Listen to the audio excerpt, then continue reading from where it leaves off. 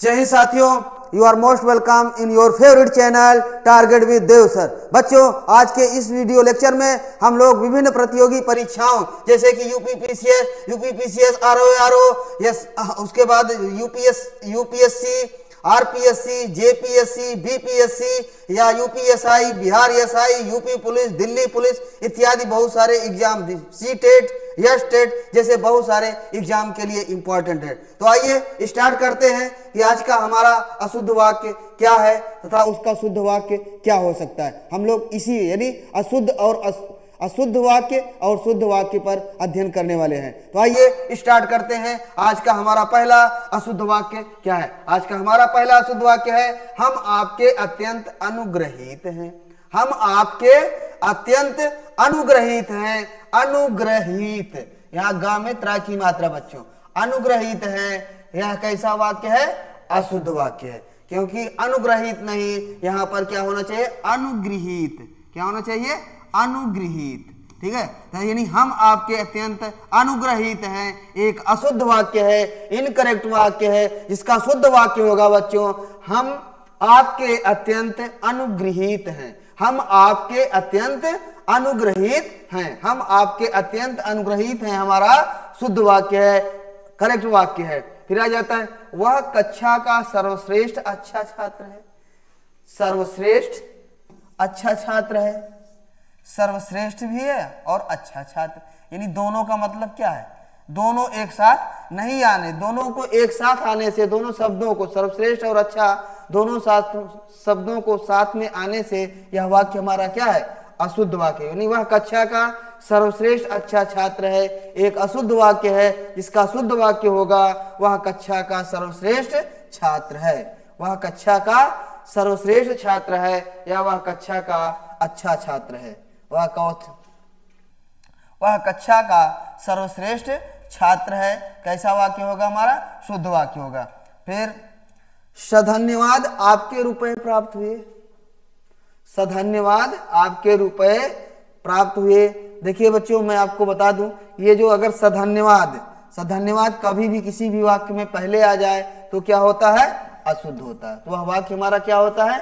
अशुद्ध होता है। इसलिए क्या है? सधन्यवाद आपके रुपए प्राप्त हुए अशुद्ध वाक्य है। सधन्यवाद आपके रुपए प्राप्त हुए अशुद्ध वाक्य है। इसका शुद्ध वाक्य होगा बच्चों, आपके रुपए सधन्यवाद प्राप्त हुए। आपके रुपए सधन्यवाद प्राप्त हुए। आपके रुपए सधन्यवाद प्राप्त हुए हमारा कैसा वाक्य है? एक शुद्ध वाक्य है। कैसा वाक्य है बच्चों?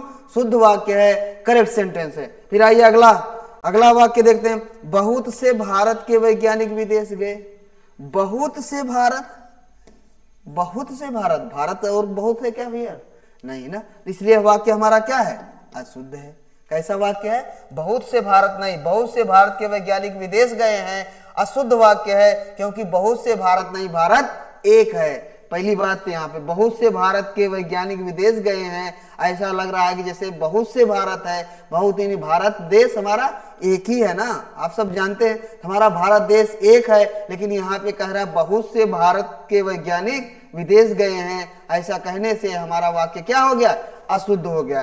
क्या है? अशुद्ध है। इसका शुद्ध वाक्य होगा, भारत के बहुत से वैज्ञानिक विदेश गए हैं। भारत के बहुत से वैज्ञानिक विदेश गए हैं। कैसा वाक्य बच्चों? शुद्ध वाक्य। भारत के बहुत से वैज्ञानिक विदेश गए हैं, शुद्ध वाक्य है। आइए अगला वाक्य देखते हैं।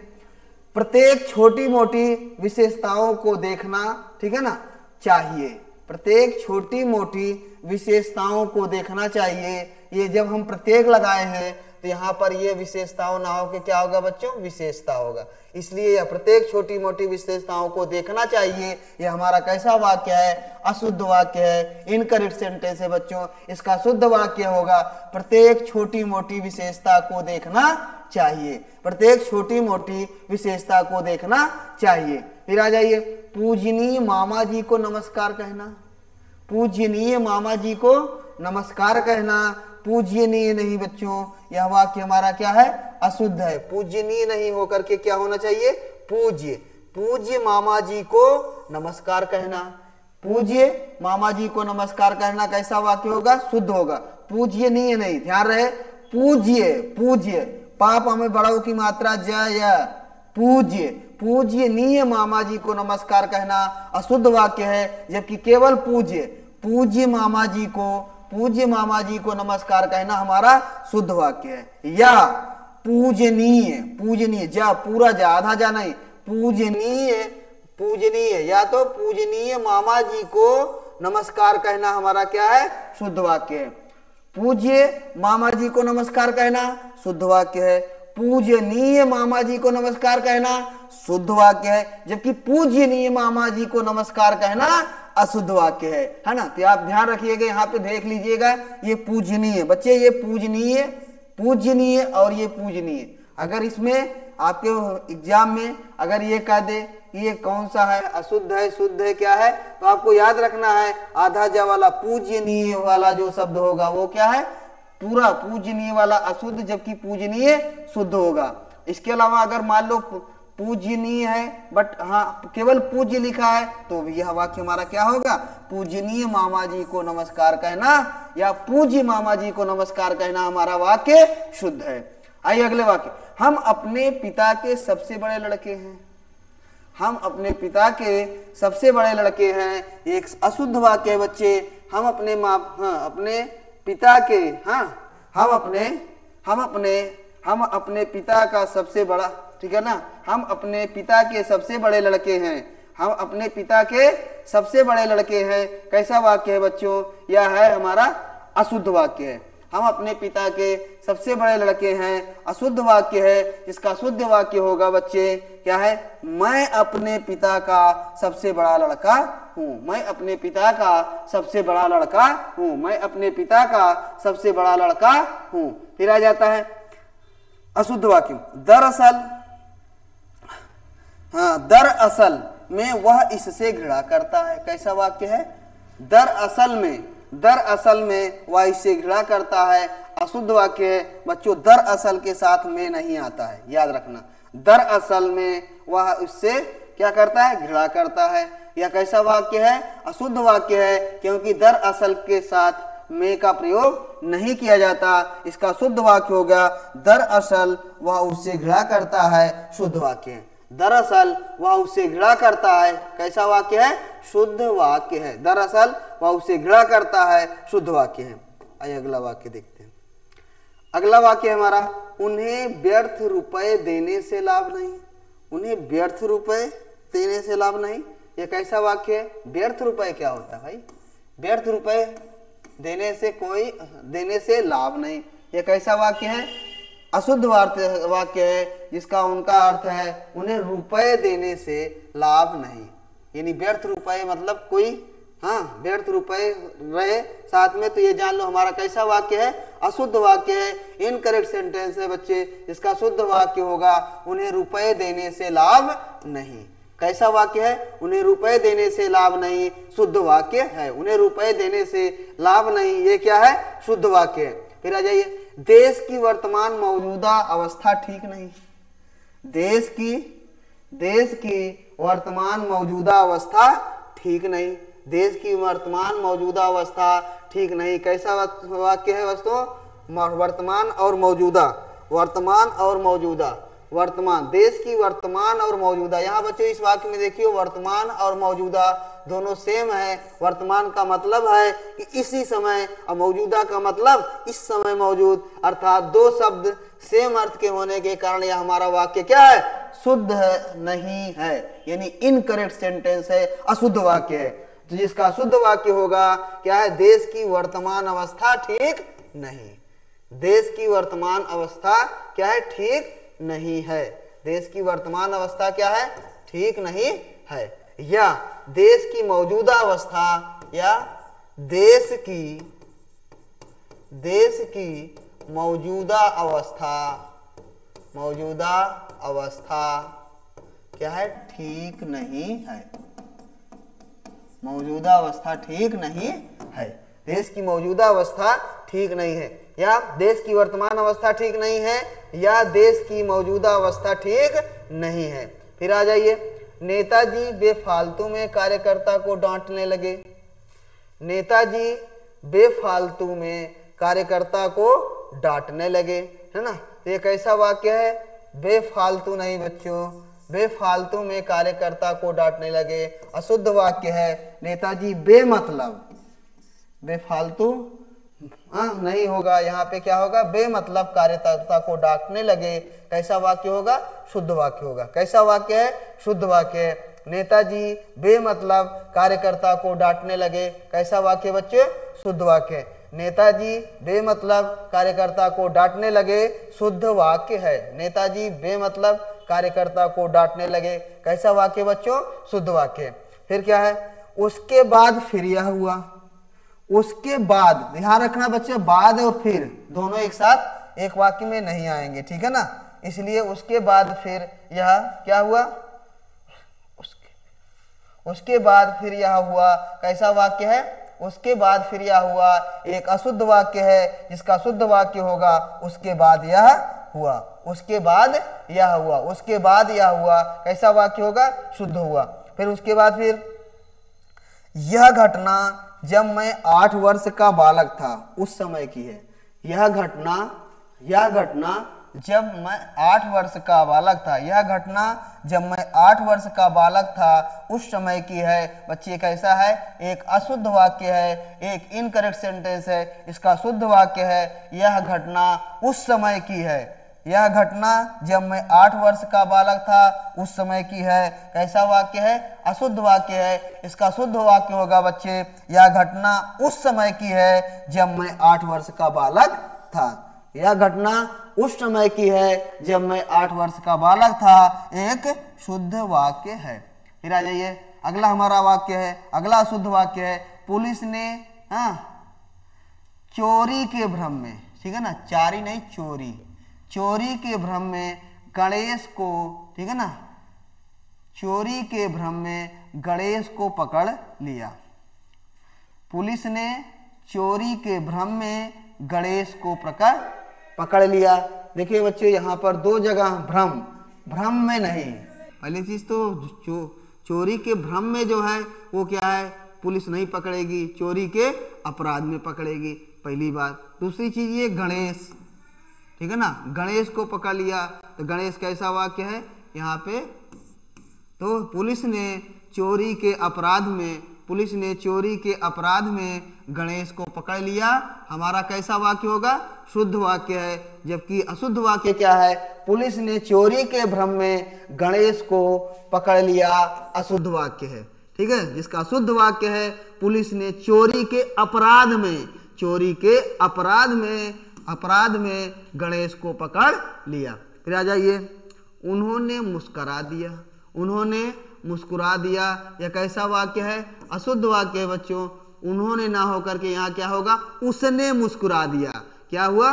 उसने मुस्कुरा दिया, शुद्ध वाक्य है। उसने मुस्कुरा दिया, शुद्ध वाक्य है। मैंने तुमको अनेकों बार कहा है, ठीक है ना, बार बार हमने आपको समझा रखा है। जिस किसी भी वाक्य में अनेकों शब्द आ जाए तो वह वाक्य हमारा क्या रहेगा? अशुद्ध होगा। और उसे शुद्ध करना है, अनेकों हटा के क्या कर देना है? अनेक कह देना है। क्योंकि अनेक का ही अर्थ होता है एक से अधिक या कई। अनेक का अर्थ होता है कई। तो मैंने तुमको अनेकों बार कहा है। या कैसा वाक्य है? अशुद्ध वाक्य है। इसका शुद्ध वाक्य होगा मैंने तुमसे अनेक बार कहा है। मैंने तुमसे अनेक बार कहा है। कैसा वाक्य होगा? शुद्ध वाक्य। या कैसा वाक्य है? शुद्ध वाक्य। मैंने तुमसे अनेक बार कहा है, शुद्ध वाक्य है। आइए अगला वाक्य देखते हैं। तुम मोहन को देखे हो, है ना, तुम मोहन को देखे हो। कैसा वाक्य है? अशुद्ध वाक्य है। इसका शुद्ध वाक्य होगा बच्चों, तुमने मोहन को देखा है। तुम मोहन को देखे हो। कैसा? तुम मोहन को देखे हो, अशुद्ध वाक्य है। तुम मोहन को देखे हो, अशुद्ध वाक्य है बच्चों। इसका शुद्ध वाक्य होगा तुमने मोहन को देखा है। तुमने मोहन को देखा है, यह कैसा वाक्य है? शुद्ध वाक्य। तुमने मोहन को देखा है, यह कैसा वाक्य है? शुद्ध वाक्य है। तुमने मोहन को देखा है, यह शुद्ध वाक्य है। बच्चों से गुस्सा ना करो। बच्चों से गुस्सा ना करो, बच्चों से गुस्सा ना करो, बच्चों से गुस्सा ना करो, बच्चों से गुस्सा ना करो। कैसा वाक्य है बच्चों? बच्चों पर गुस्सा ना करो, बच्चों से गुस्सा ना करो एक अशुद्ध वाक्य है। इसका शुद्ध वाक्य होगा बच्चों से नहीं, बच्चों पर गुस्सा ना करो, शुद्ध वाक्य है। बच्चों से गुस्सा ना करो अशुद्ध वाक्य है। बच्चों से गुस्सा ना करो अशुद्ध वाक्य है, इनकरेक्ट सेंटेंस है। जिसका शुद्ध वाक्य होगा बच्चों पर गुस्सा ना करो, बच्चों पर गुस्सा ना करो, शुद्ध वाक्य। आइए अगला वाक्य देखते हैं। मैं आपको इसके बारे में कुछ ना कहूँगा क्योंकि बात खुले नहीं। मैं आपको इसके बारे में कुछ ना कहूँगा क्योंकि बात खुले नहीं। ये कैसा वाक्य है? आप देख रहे हैं, सेंस से ही लग रहा है कि ऐसा वाक्य है, अशुद्ध वाक्य है, इनकरेक्ट सेंटेंस है। मैं आपको इसके बारे में कुछ ना कहूँगा क्योंकि बात खुले नहीं, क्योंकि बात खुले नहीं, या ऐसे बात इसी से सेंस से ही लग रहा है यह वाक्य हमारा अशुद्ध है, इनकरेक्ट सेंटेंस है। बच्चों इसका शुद्ध वाक्य होगा मैं आपसे इसके बारे में कुछ ना कहूँगा। मैं आपसे, आपको नहीं, मैं आपसे इसके बारे में कुछ ना कहूँगा जिससे कि बात खुले नहीं। मैं आपको इसके बारे में कुछ ना कहूँगा क्योंकि बात खुले नहीं, अशुद्ध वाक्य है। आपको ना करके क्या कहना होगा? मैं आपसे इसके बारे में कुछ ना कहूँगा जिससे कि बात खुले नहीं। कैसा वाक्य है? शुद्ध वाक्य। आइए अगला वाक्य देखते। 10 रुपया में क्या आता है? 10 रुपया, देखो यहाँ पे संख्या क्या है? 10, तो यहाँ पे भी हमें क्या होना चाहिए? प्लूरल में होना चाहिए, इसलिए यह वाक्य हमारा क्या है? आप ध्यान रखिएगा। 10 रुपया, 15 रुपया, 20 रुपया, अगर 10 नंबर के साथ अगर रुपया यूज किया जाएगा तो क्या हो जाएगा? एक से अधिक से, तो वाक्य हमारा अशुद्ध हो जाएगा बच्चों। जैसे 1 रुपया तो सही है, 1 रुपया में क्या आता है? अगर यही वाक्य होता 1 रुपया में क्या आता है, क्या आता है, तो यह वाक्य हमारा क्या है? सही है। लेकिन जब वही बात 2 रुपया से लेकर के जितने भी आ जाए अगर कहा दिया जाएगा तब यह वाक्य अशुद्ध हो जाएगा। तब हमें 2 रुपया ना कह के क्या कहना होगा? 2 रुपये में क्या आता है? 2 रुपये में क्या आता है, या 10 रुपये में क्या आता है? हमारा वाक्य कैसा होगा? शुद्ध होगा। ठीक है ना? तो यानी 10 रुपया में क्या आता है? अशुद्ध वाक्य है। इसका शुद्ध वाक्य होगा 10 रुपये में क्या आता है। 10 रुपये में क्या आता है बच्चों? ये हमारा वाक्य शुद्ध होगा। फिर आ जाता है व्यक्ति को अपने समय का अच्छा सदुपयोग करना चाहिए। व्यक्ति को अपने समय का अच्छा सदुपयोग करना चाहिए। अब आप यहाँ ध्यान से देखिए, अच्छा और सदुपयोग का माने ही तो अच्छा उपयोग होता है। यानी सेम सेंस के 2 वर्ड प्रयोग करने के साथ 2 शब्द प्रयोग करने के कारण ये क्या वाक्य हमारा क्या है? अशुद्ध है, इनकरेक्ट सेंटेंस है बच्चों। व्यक्ति को अपने समय का अच्छा सदुपयोग करना चाहिए, अशुद्ध वाक्य है। जिसका शुद्ध वाक्य है व्यक्ति को अपने समय का सदुपयोग करना चाहिए। ठीक है ना? व्यक्ति को अपने समय का सदुपयोग करना चाहिए। जिसका शुद्ध वाक्य होगा व्यक्ति को अपने समय का सदुपयोग करना चाहिए। फिर आइए अगला वाक्य। एक बौद्ध भिक्षुक ने उसे उपदेश दिया। तो भिक्षुक नहीं होता, ठीक है ना? एक बौद्ध भिक्षुक ने उसे उपदेश दिया। कैसा वाक्य है? अशुद्ध वाक्य है बच्चों। भिक्षुक नहीं, भिक्षु। क्या होता है? एक बौद्ध भिक्षु, बौद्ध भिक्षुक ना होकर क्या होगा? बौद्ध भिक्षु। एक बौद्ध भिक्षु ने उसे उपदेश दिया, शुद्ध वाक्य है। एक बौद्ध भिक्षु ने उसे उपदेश दिया, यह शुद्ध वाक्य है। एक बौद्ध भिक्षु ने उसे उपदेश दिया, यह कैसा वाक्य है? शुद्ध वाक्य है। फिर आइए अगला वाक्य देखते हैं। उसने अपनी कमाई का अधिकांश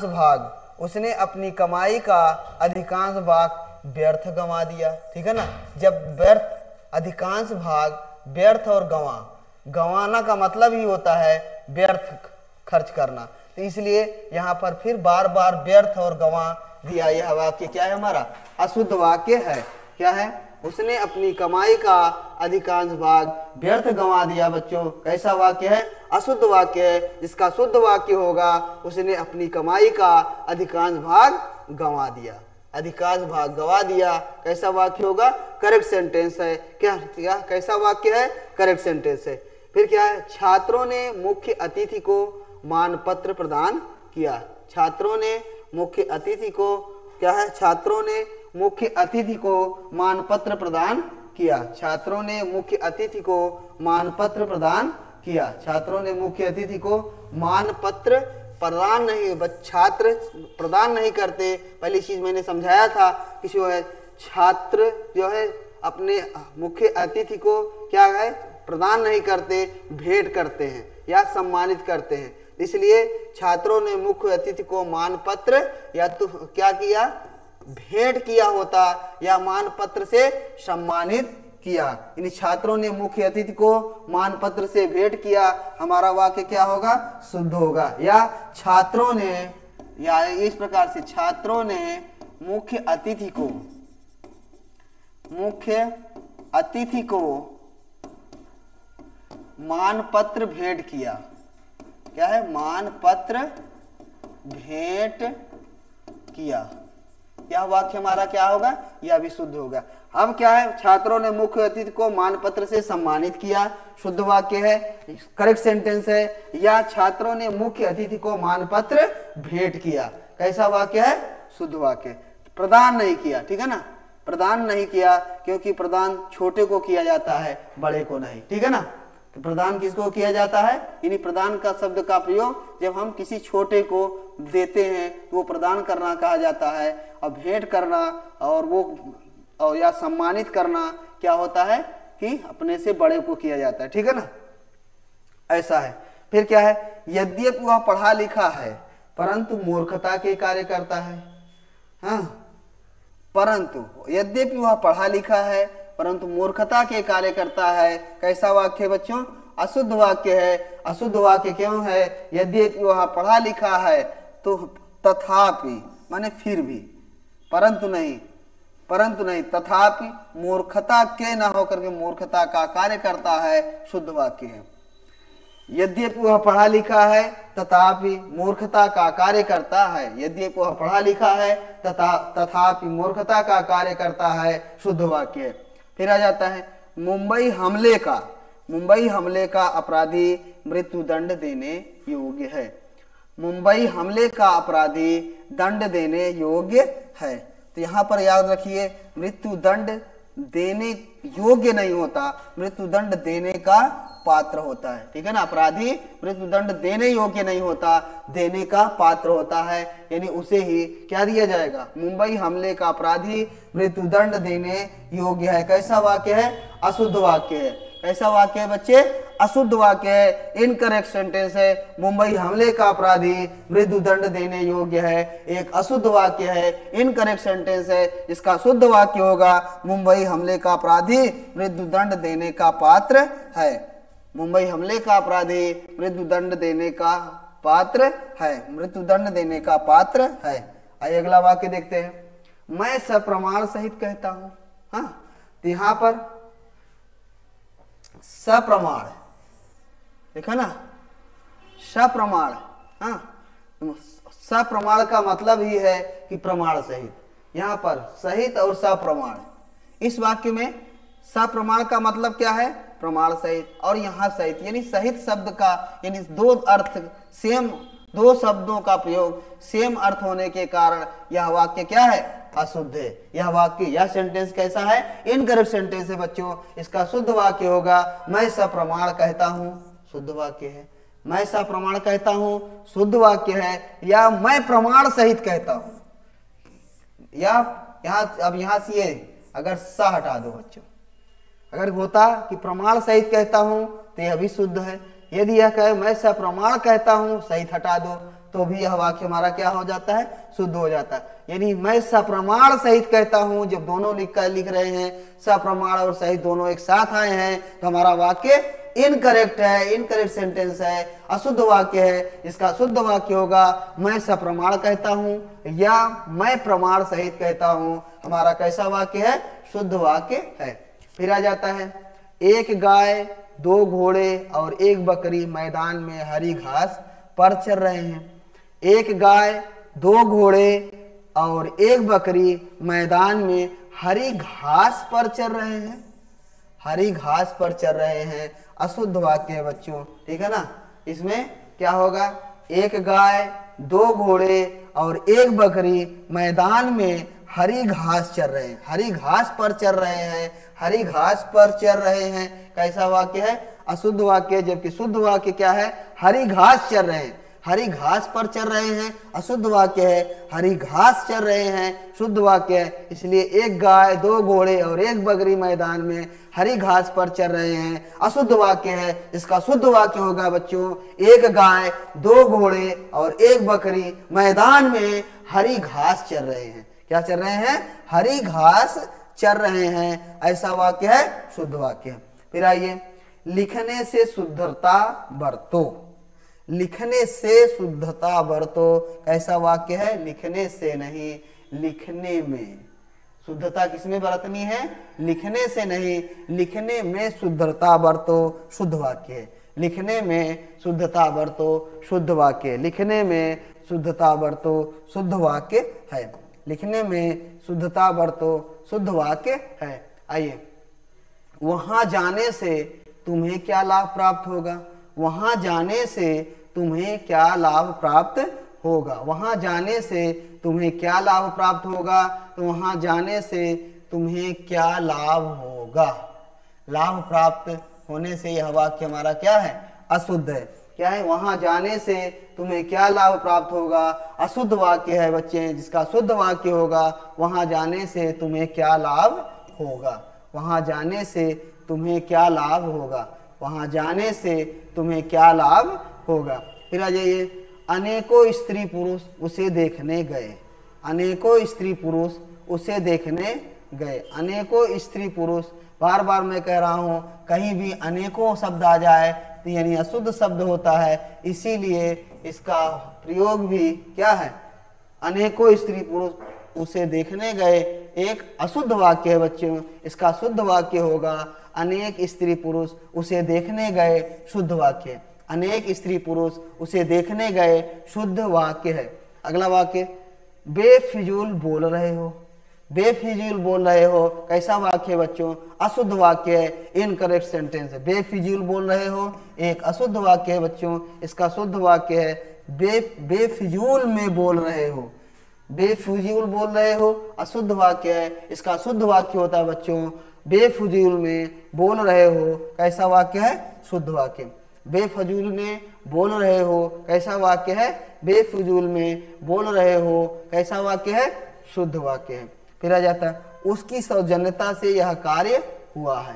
उसकी सौजन्यता से यह कार्य हुआ है कैसा वाक्य बच्चों? अशुद्ध वाक्य है। उसकी बार बार मैंने चर्चा किया सौजन्यता, सौजन्यता नहीं सौजन्य। यहाँ पर उसके सौजन्य से, उसकी सौजन्यता ना होकर के उसके सौजन्य से यह कार्य हुआ है हमारा कैसा वाक्य है?